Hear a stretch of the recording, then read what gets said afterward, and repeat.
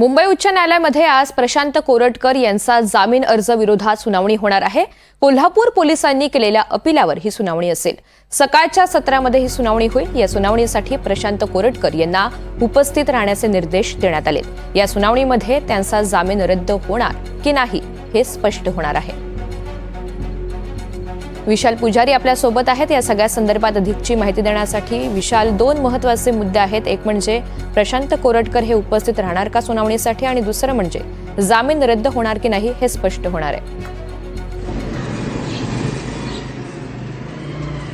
ऋतुजा, उच्च न्यायालयामध्ये आज खरं तर जी सुनावणी होणार आहे ती सुनावणी आहे कोल्हापूर पोलिसांनी प्रशांत कोरटकर यांच्या जामीन अर्ज जो आहे तो रद्द व्हावा यासाठी अपील केलेली, आणि त्याच्यावर आता सकाळच्या सत्रामध्ये उच्च न्यायालयात ही सुनावणी होणार आहे।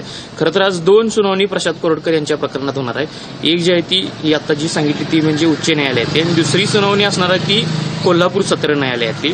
कोल्हापूर सत्र न्यायालयातली प्रशांत कोरटकर यांचं जे मूळ प्रकरण आहे, जी धमकी आणि जी तक्रारदारांनी जी माहिती दिली आहे की आक्षेपार्ह वक्तव्य वगैरे, त्या प्रकरणावरची सुनावणी कोल्हापुरात होणार आहे। मात्र आता जर उच्च न्यायालयातली जर सुनावणी पाहिली तर उच्च न्यायालयामध्ये जामीन अर्ज रद्द व्हावा ही पोलिसांची मागणी आहे, आणि पोलीस याबाबत आर्ग्युमेंट देखील पोलिसांच्या बाजूने आर्ग्युमेंट देखील होण्याची शक्यता आहे।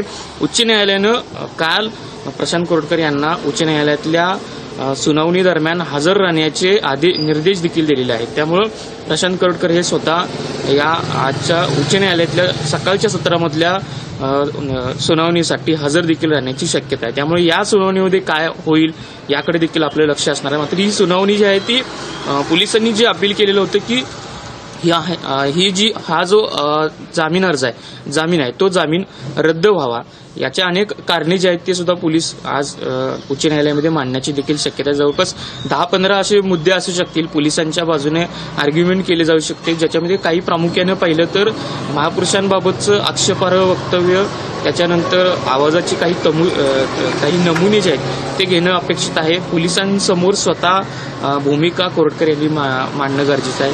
अशा अनेक मुद्दे जे आहेत ते पोलीस आर्ग्युमेंट देखील आज उच्च न्यायालयात करण्याची शक्यता आहे। त्यामुळं हा जो जामीन अर्ज आहे तो रद्द व्हावा ही प्रमुख सुनावणी जी आहे ती आता उच्च न्यायालयात सकाळच्या सत्रामध्ये पार पडेल, आणि त्याच्यानंतर दुपारी कोल्हापूर सत्र न्यायालयामध्ये जे मूळ प्रशांत कोरटकर यांचं जे प्रकरण आहे, ज्याच्यामध्ये इंद्रजित सावंत यांनी फिर्याद देखील दिलेली आहे, आणि त्यांच्या विरोधातलं आक्षेपार्ह वक्तव्य असेल किंवा धमकी प्रकरण जे असेल त्या प्रकरणाची सुनावणी आज दुपारी कोल्हापूर सत्र न्यायालयामध्ये पार पडेल। त्यामुळे या दोन्ही सुनावणी आज प्रशांत कोरटकर यांच्या बाबतच्या महत्त्वाच्या सुनावणी असणार, या सगळ्या बाबतच्या आपण अपडेट देखील देऊ। निश्चित दोन महत्त्वाच्या सुनावण्या आहेत, आणि पोलिसांच्या मागणीचा विचार करता कोर्ट नेमकं काय निर्णय देतं हे पाहणं महत्त्वाचं असेल।